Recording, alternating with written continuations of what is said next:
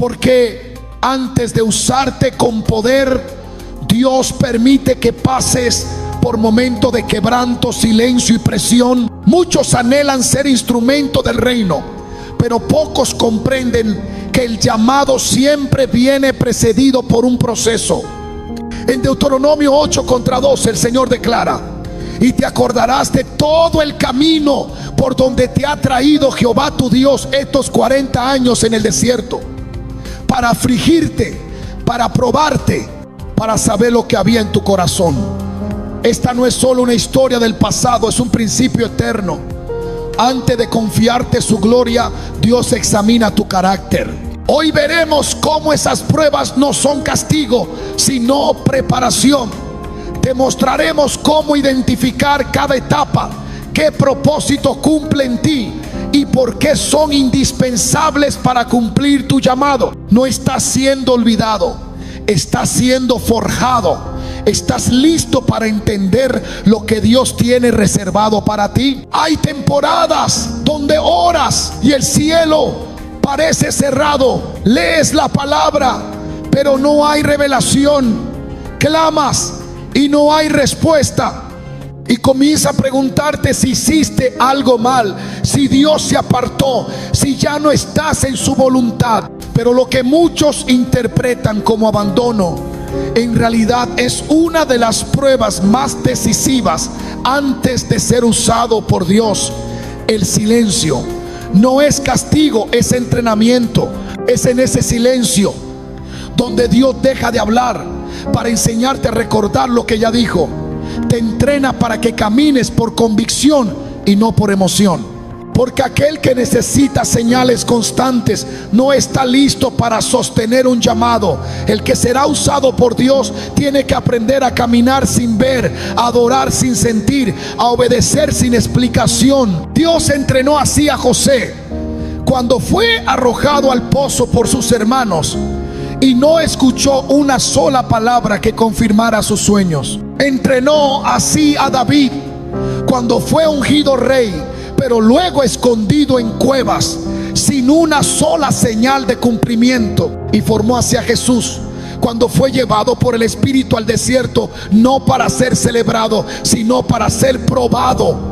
El silencio no es vacío, es propósito, no es ausencia, es selección. Cuando Dios guarda silencio, no se ha ido. Está observando cómo respondes cuando no sientes nada, cuando no entiendes nada, cuando no ves nada. Porque solo quien lo busque en la quietud podrá hablar en su nombre con autoridad. En esos momentos la fe deja de ser discurso y se convierte en sustancia. Como dice Hebreos 11:1, es la certeza de lo que se espera, la convicción de lo que no se ve. Esa convicción no nace en las multitudes, sino en lo secreto. No se forja en las plataformas, sino en los rincones donde nadie aplaude, donde nadie escucha, donde solo estás tú y Dios, aunque Él no diga nada. Pero lo que Él no dice también forma. Lo que calla también moldea. Porque el que será usado con poder primero será afinado con silencio. Y si hoy estás atravesando esa etapa, no te resistas. Estás siendo formado. No estás solo, estás en entrenamiento divino. Cuando Dios cierra puertas, no lo hace para frustrarte, sino para protegerte de caminos que no están alineados con tu asignación. No es que Dios te haya olvidado, es que está cuidando tu destino. A veces clamas por oportunidades, por plataformas, por respuestas, y lo único que encuentras es un muro. No se abre el trabajo que querías, no llega el contacto que esperabas, no se da esa conexión que parecía perfecta. Y es ahí donde se activa una prueba profunda. ¿Confías más en tus planes o en los de Dios? Porque quien será usado por Él necesita aprender a rendir su voluntad sin condiciones. La Biblia dice en Proverbios 16:9: el corazón del hombre piensa su camino, mas Jehová endereza sus pasos. Lo que tú consideras pérdida, Dios lo ve como redirección. Lo que tú llamas fracaso en el cielo se registra como protección. No puedes ser instrumento del reino si todavía crees que todo lo que brilla viene de Dios. Hay puertas que Él mismo cierra para que no te pierdas en lo que parece éxito, pero que en realidad es distracción. Antes de usarte, Dios necesita saber si está dispuesto a caminar solo por donde Él guíe, aunque no entiendas la ruta. Esa es la fe que Él aprueba y esa es la obediencia que Él promueve. Dios no forma a sus siervos en medio del ruido, sino en la separación. La soledad que muchos interpretan como rechazo es en realidad el taller donde Dios edifica identidad. Antes de usarte, Él te aparta, corta vínculos, reduce voces, elimina dependencias. No porque seas indigno, sino porque está preparando en ti una estructura que no puede apoyarse en la aprobación humana. Aquel que depende del aplauso no está listo para sostener una asignación del cielo, porque el que lleva palabra divina debe estar libre del deseo de agradar a los hombres. Jesús, antes de iniciar su ministerio, fue llevado al desierto.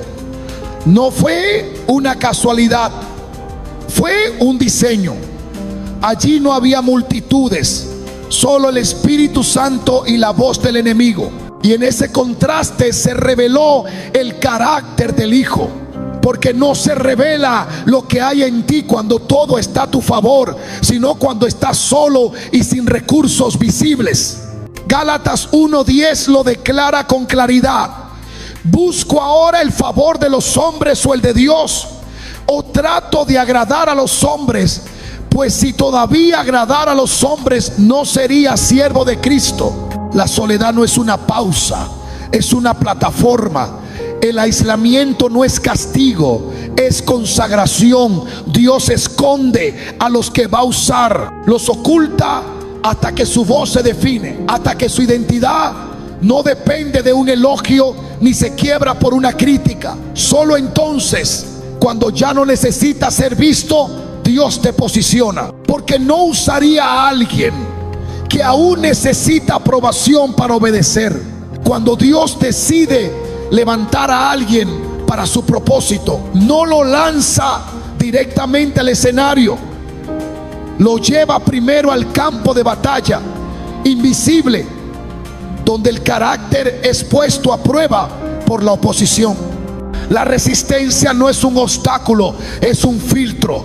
La incomprensión no es una interrupción, es una medida de madurez. Dios permite que seas criticado, desestimado o incluso rechazado, no para herirte, sino para revelarte lo que aún no ha sido purificado en tu interior. Porque quien no soporta el peso de una palabra contraria no está listo para sostener la responsabilidad de una palabra divina. La oposición no viene para detenerte, viene para afinarte. En la palabra vemos cómo los escogidos de Dios enfrentaron oposición antes de ocupar el lugar que le fue prometido. Moisés fue rechazado por los suyos antes de liberar a Israel. Jeremías fue despreciado por hablar en nombre de Dios.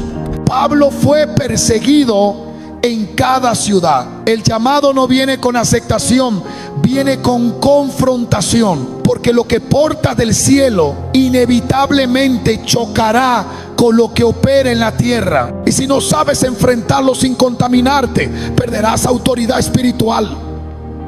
No es suficiente tener dones, necesita resistencia interna. No basta con saber lo que Dios dijo, debes sostenerlo cuando todo parezca negarlo. En 2 Timoteo 3:12 está escrito: y también todos los que quieren vivir piadosamente en Cristo Jesús padecerán persecución. Esta verdad no es opcional, es parte del entrenamiento. La oposición revela el fundamento. Si tu confianza está en la aceptación del entorno, caerás cuando esa aceptación se retire. Pero si tu fundamento está en la palabra que Dios te dio, permanecerás firme aunque la tormenta arrecie, porque no fuiste llamado a ser comprendido, fuiste llamado a ser obediente. Dios permite que la presión aumente, no para destruirte, sino para activar lo que aún no ha despertado en ti. Es bajo ataque que se revela la verdadera autoridad. Es en la tensión donde tu carácter espiritual sale a la luz. Aquel que resiste en el día malo, aquel que no retrocede cuando todo se vuelve oscuro, ese es el que Dios puede usar sin temor, porque ha sido probado no en la facilidad, sino en la contradicción. Y en esa prueba se consolidan los que no solo escucharon la promesa, sino que decidieron sostenerla, aunque todo lo externo diga lo contrario. La oposición, lejos de ser un retroceso, es una plataforma. Es el terreno donde el corazón se alinea, donde la motivación se purifica, donde la palabra que lleva se vuelve carne en ti. Solo quien ha sido atacado injustamente sabe lo que es amar con pureza. Solo quien ha sido criticado sin causa sabe lo que es hablar con compasión. Por eso Dios permite que atravieses esa prueba, porque no quiere usarte con heridas abiertas, quiere usarte con un corazón rendido. Y ese corazón solo se forma cuando decide no responder con la carne, sino permanecer en el Espíritu. El que será usado por Dios no es aquel que fue aplaudido, es aquel que fue probado. No es el que agradó a todos, sino el que obedeció a uno solo. La oposición no es señal de que estás fuera del propósito, es evidencia de que ya estás en medio del proceso. Y si no retrocedes ahora, lo que viene será gloria. Cuando Dios decide probarte con la obediencia, lo hará en escenarios donde nada tiene sentido. Te pedirá que avances cuando todo parezca inestable, que sueltes lo que amas, que confíes sin explicaciones. Esta prueba no está diseñada para destruir tu lógica, sino para establecer tu dependencia. Porque quien necesita comprender todo para obedecer no está listo para caminar por fe. Y quien solo se mueve cuando todo encaja, aún no ha aprendido a moverse bajo autoridad. Dios le dijo a Abraham que dejara su tierra y su parentela sin darle un mapa, sin darle detalles, solo una promesa: haré de ti una nación grande. Génesis 12:2. Esa palabra no venía con garantías visibles, solo requería una obediencia absoluta. Y fue precisamente esa obediencia lo que activó el plan eterno, lo que activó el pacto. Porque hay cosas que solo se desatan cuando obedeces sin condiciones.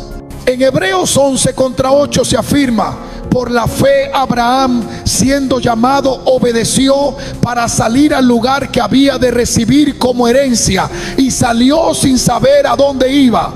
Esta no es una historia de aventura, es una lección de fe radical. Cuando Dios te llama, no te explica, te da dirección, no detalles. Y si necesitas seguridad para moverte, tu confianza no está en Dios, sino en ti mismo. El que será usado por Dios debe estar dispuesto a avanzar aún sin comprender, porque lo que está en juego no es la claridad del camino, sino la fidelidad del corazón.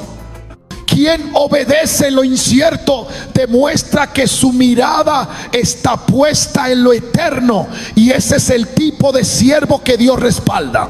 Dios no mide a sus siervos por la magnitud de sus sueños, sino por la fidelidad con la que administran lo que nadie ve.